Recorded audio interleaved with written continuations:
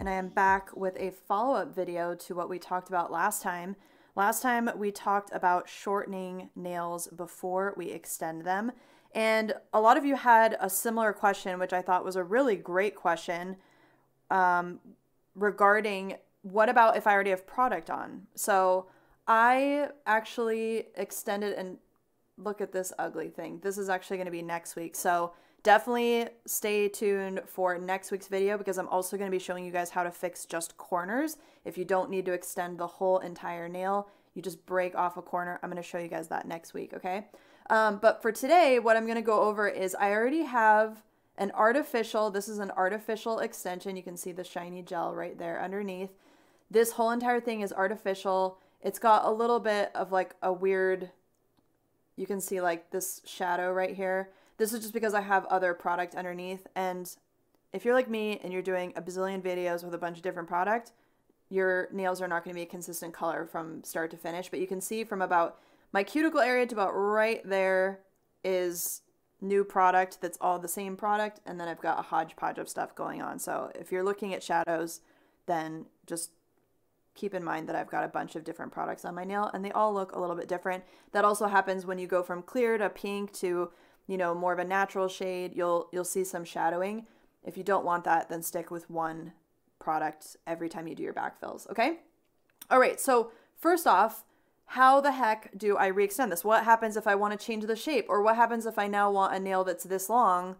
How do I go about re-extending without having to take all of the product off? Because as I've told you guys multiple times, we don't want to be taking everything off every single time, right? Every time we remove product all the way to the natural nail, we open ourselves up to risking a lot of damage. So better to leave product on if it's not lifting. If everything looks good, everything looks sealed, everything looks healthy, leave the product on and we can manipulate what we've already got going on, okay?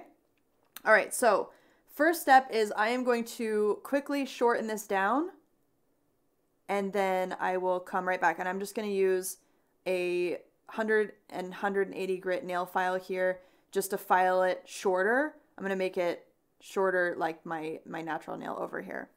Okay, so I shortened this baby down. Literally all I did was file it, and you'll see that it looks very thick now that I've filed all that length off. It's going to have a very blunt edge on the free edge now. And I wanted to point out that this whole entire technique is not only for when you want to extend a nail or change its shape when you've already got product on. I do like shortening the artificial product regardless of whether or not, you know, it looks good or whatever, only because when we're creating an extension, as you guys might remember from my previous video, when we're creating an extension, we really need to be able to manipulate everything about it. We need to be able to manipulate how pinched it is, how the form fits, you know, what the elevation of the end of our form is. So again, same thing as my last video about shortening nails before you extend them.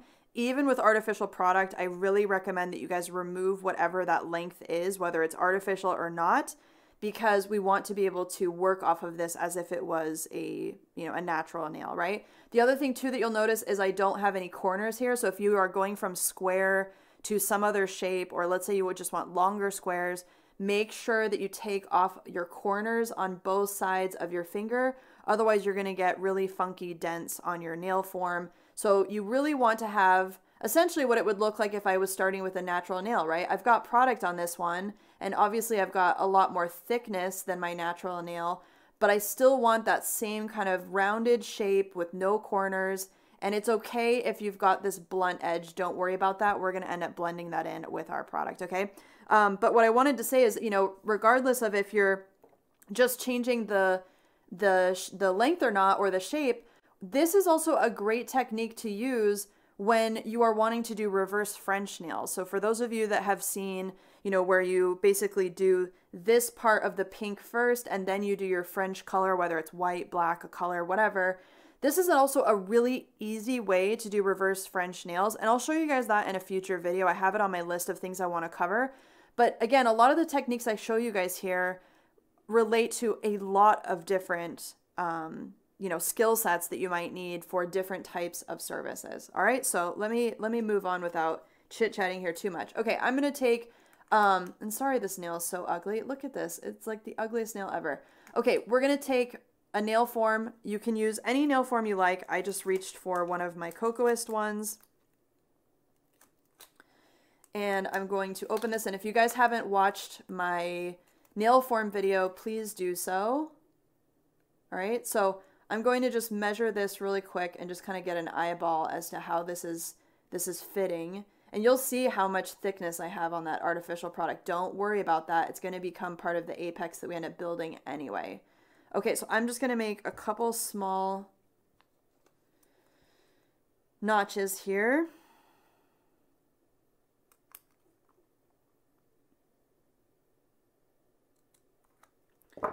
Just to be able to get that underneath my hyponychium, I'm going to make a small notch. And again, watch my how to use nail forms video because I explained all of this in great detail. I'm doing this really quickly just because I want to be able to show you the meat and potatoes of this. Okay, now if you need to do little kitten ears, you can. Again, I'm just going to do this kind of quick and dirty so you guys get the idea without it being a crazy long video. Okay. All right, so what I'm looking at from the side is just making sure that if I made a nail all the way down the length of this nail form, that would be the, the direction I would want the tip to go. I don't really want it to be up too much. I don't want it to be down too much. It depends on the nail you're creating, but in general, that looks pretty dang good, okay? All right, so here I've got my nice pipe. Now, you can pinch this. Again, let's say I'm gonna go to, heck, we could even do that if you guys want to. Let's do a really long square nail.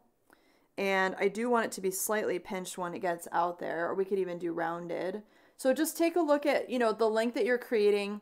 If you're doing an almond nail or a stiletto nail that's only going to be this long, pinch your nail form closed all the way so that the point is down here.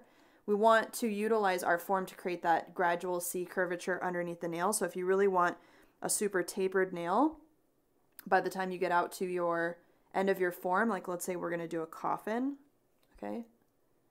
Then see how I can just pinch this closed a little bit more, and it really creates that nice gradual transition for me, okay? And then also looking at it from here, making sure that everything looks nice and straight. To me, that looks really good. Okay, I'm gonna prop my hand up and I'm gonna refocus my camera just a little bit, just so I don't end up moving out of frame while I'm doing this. Now, you can use any gel you like. I like to use a slightly thicker product when I'm doing this kind of thing because the thicker the product is, the less it's going to seep underneath. And I also want a thicker product that's going to be able to meet up with this artificial product that I've got here, right? Because I'm going to need to basically change the way that my apex transitions. And if we draw like an imaginary line, let me just put this on top, okay? So essentially, if I was to take that like that, right, and transition the product out onto the nail form and out to about where that length is going to be, you can see that I'm going to need to kind of fill in higher than where the free edge of my artificial length is. So if you look right here, okay, look right here, see how there's like a tiny gap between the wood and my artificial product? So all of that's going to end up getting filled in. So the thicker the product that you're working with, the easier it's going to be to build up that height. Now I'm going to use Cocoist Platinum Bond Duo. This is a cool gel. I really like this one. It's also available to anyone who wants to use it, which I really like. And for those of you that are looking for something that you can use for sculpting and stuff, this is a great one. It comes in a small size, and it also comes in a big daddy size. And sorry, my jars are so dusty. It's like impossible to keep things clean. So you can choose which size you want to work with depending on, if you're, doing nails with this all the time or you're just doing it every once in a while. This is a great product. And it works as a bonder, like as a base gel, as well as a builder, okay? And then I'm going to use the Cocoist round brush today. All right, so I've got my nail propped up here. Now, you can also use, if you want something thicker, you can absolutely use like Excel Builder or something like that. This one is a little runny for those of you that aren't used to working with gels. So if you want something that's a little bit thicker, you can also use Coquest Excel Builder. Excel Builder is just a little bit more thick. You can see how it just runs a lot slower. See that? So if you want something even thicker than what I'm using, go ahead and get the Excel Builder. That's also an excellent gel and great for extensions. The other thing I like about Coquest gels is they're very flexible. So even though you're able to create length with them, they seem to work really well for lots of different nail types because they're not super brittle. All right, so I'm going to create a wetting layer out onto the nail form. Actually, if you guys want, I can show you both gels.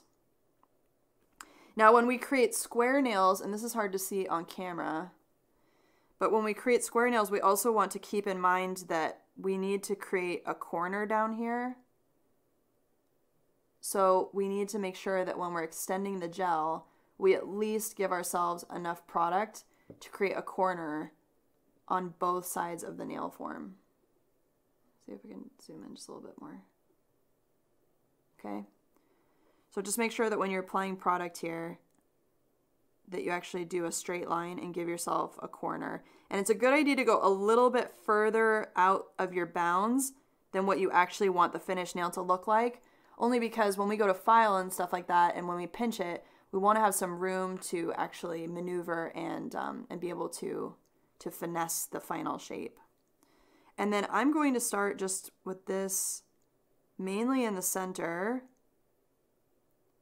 Okay, and then I'm just going to fill in that wet layer that I created.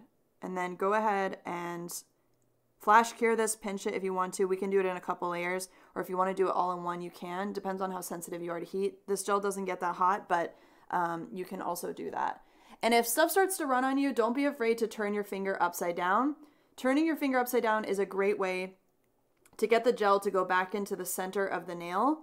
So if you're struggling with stuff, like let's say the gel that you own starts running down the sides of the nail form a lot, just turn your finger upside down. But you can see like we're already starting to connect the two things together. And you can absolutely do this in layers. So feel free to turn it upside down, you know, cure a little bit, put some more on. You can do this in layers. You don't have to do the one bead technique if you don't want to. Okay, so I have my initial layer here, and you can see that I've got gel. I'm sorry, my hand's shaking. Let me see if I can get that reflection. See how right here, the like silvery reflection on this black line? My gel goes right about there. Coquest doesn't have a pink builder. They only have clear. So it is a little bit hard to see on camera, but I wanted to show you guys this. Now, the other thing too, before you go to put, you know, before you go to connect all of this, and this is where a lot of people go wrong, is they only put gel right up to the edge and then they just stop blending everything together. And this goes for even when you're making extensions too. Don't leave a seam here, right? We don't want to just butt gel up against it and then hope that the two things adhere. We want to actually create a completely melded nail here. So the other thing you can do is you don't have to go all the way to the cuticle depending on, you know, how much product you already have on your nail or how fresh it is. But the other thing you can do is when you're about to completely fill everything in, do a nice wetting layer all over the top of that original product. And that way, when we do our bead and we fill in the apex, everything is going to melt together and it's going to bond together too. We're not going to have this kind of, you know, almost like perforation between the new extension and the original product. All right, so I'm going to go with a little bit more product now. And again, if you don't feel comfortable working with big amounts of gel, I mean, I've shown you guys time and time again that the more gel you work with, the actually easier it is. But I know for some of you, it's just too much.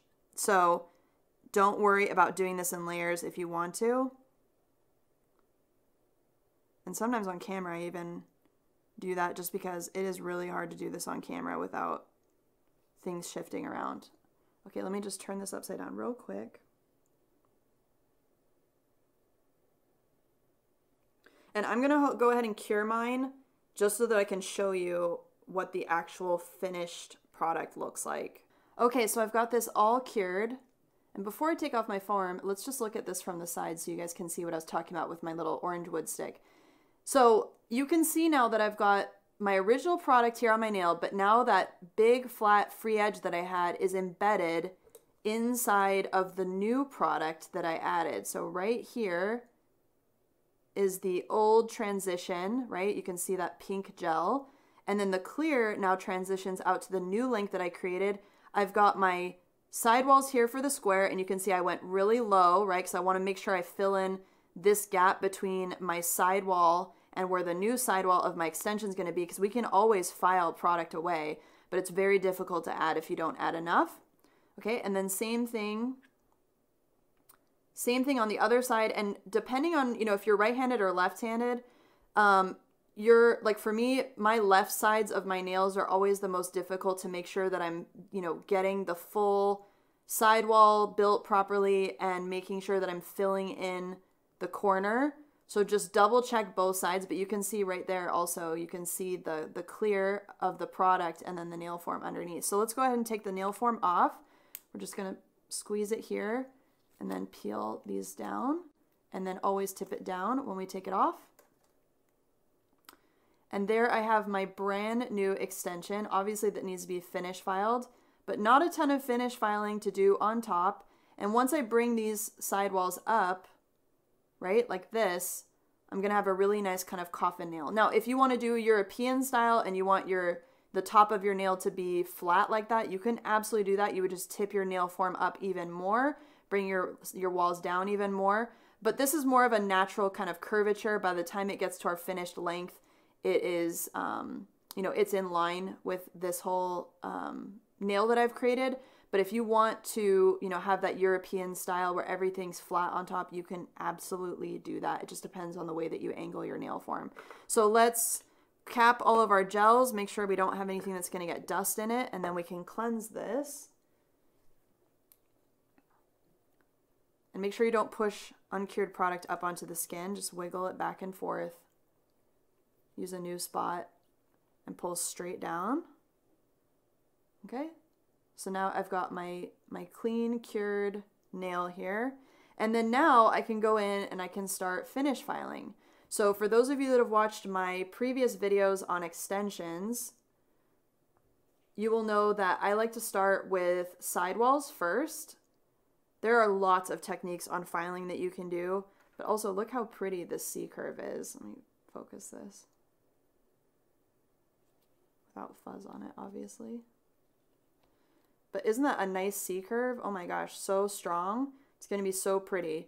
Okay, so let's do our sidewall filing. So I'm gonna take my nail file, and you can use either the 180 or 100 grit side, depending on, you know, just if you're gonna use 100 grit with gel, go easy, because gel does not require a lot of oomph to get it to come off. It's not like filing acrylic. You can be very, very gentle. So with my nail file perfectly straight on the sidewall, I'm just going to take off any bulk that's here on the side of the nail, and same thing on the other side. I like to start here, and we're not filing underneath anything. We're just filing the sides. Okay, like so, just to get rid of any of that. Then you have two options. You can either go through the top of the nail if you want to. So you can go up and across. And again, I've shown this a million times, you know, when I've done my previous like step-by-step instructions on extensions. You can absolutely go up and across and just kind of chalk out your nail just to make sure that it's nice and opaque, and then you can kind of see everything. I find that that is really helpful for being able to see where you've got, you know, low points, high points, and also being able to see those sidewalls when we go to actually file them. So all I'm doing is just kind of going along. And if you have a couple low points, don't worry, because you're still going to put color, as long as they're not major. I mean, you're still going to put color, top coat, maybe even nail art on top of this. So don't worry if you've got a couple low spots. You don't have to file those off. Just make sure everything looks nice as far as the shape. Everything's relatively smooth. And then don't file off your apex too much either, right? We want to make sure that from the side, we're leaving that strength in there. We really want this to be the thickest area of the nail, because we need all of that strength to support the length that we created. So don't make this too flat in here. Okay, so now looking at it from the side, you can see that this sidewall is way too low, and so we want to bring that up. And when you file this, I want you to be very careful about the way that your nail file is angled. If you have it angled way too far like this, you're going to make a notch all the way back in here. And what we really want to do is use the complete flat edge of our nail file to then bring it up. So we don't want to end up accidentally taking off the corner that we created, and we don't want to make notches in the side. So just a little bit at a time, right? I mean, literally super light pressure, just a little bit at a time, we can take off that side and get it more aligned with our natural sidewall. So that's what I want there. And then do that on the other side. Okay, so I have that done on the other side as well. You can also do it down the barrel and make sure that both sidewalls line up together. You want to make sure that the two corners of the extension line up. So we want to make sure both of those walls, I could probably bring this side up just a teeny bit more if you see that this one hangs down just a little bit lower. And if you want to be extra careful doing this, you can absolutely use your nail file like this flat to do it. Just be careful that you're not filing a notch in the side. Don't do it like this. You want to make sure that you're just barely bringing the two walls in alignment. Okay. With finish filing, especially with gel, just do a little bit as you go, okay? And then last but not least is when I actually will file the end of the nail. So let me bring this up so you guys can see. And again, you want to keep this perpendicular so that, you know, you don't want to take off your nice corners that you created, and you don't want to make, well, unless you really like that look, you don't want to make kind of like a divot where it slants the wrong way. So make sure that your nail file is a perfect T on the end of your square nail. And again, a little bit at a time, and then check. Very light pressure. Gel files so easily. Okay. And there I have my square end on my nice coffin nail. Now you can go around and blend, you know, your cuticle area more. Since I just literally filed my nails a few minutes before this video, I don't want to, you know, irritate my skin. I have very sensitive skin around my cuticle area, so I'm not going to go and do that with my hand file right now. But I just wanted to show you guys how to quickly file that. So can you see that? And if you are annoyed with, you know, like for example, like I have like a teeny bit of a height here, you can totally just very gently buff that out. And I'm talking really gently. But again, a lot of this is going to get camouflaged by our 2 coats of color and our top coat. So there you have how you can re-extend nails. Even if you have product already on your finger, you can absolutely re-extend nails, change shape, leaving product on. You can see my pink product inside there. You can see my smile line there. And as I promised, in a future video, I'm going to show you guys how instead of, you know, just burying this original product inside, we could have actually used that as our smile line for a reverse French. Obviously, this smile line is a little flat. We can do a dramatic curve if you want to. But if you're struggling with reverse French, doing that where you have the actual nail bed shape and color the way you want it and filed separately and then extending it is a really easy way to do it. So I hope this helps you guys understand that, yes, even when we want to change shape or re-lengthen nails that already have artificial length on them, I do recommend shortening your nail all the way down and then re-extending based on the product that you already have on your nail. All right, there you have it, guys. Thanks so much for tuning in today, and I will be in touch again next week with another video. Bye.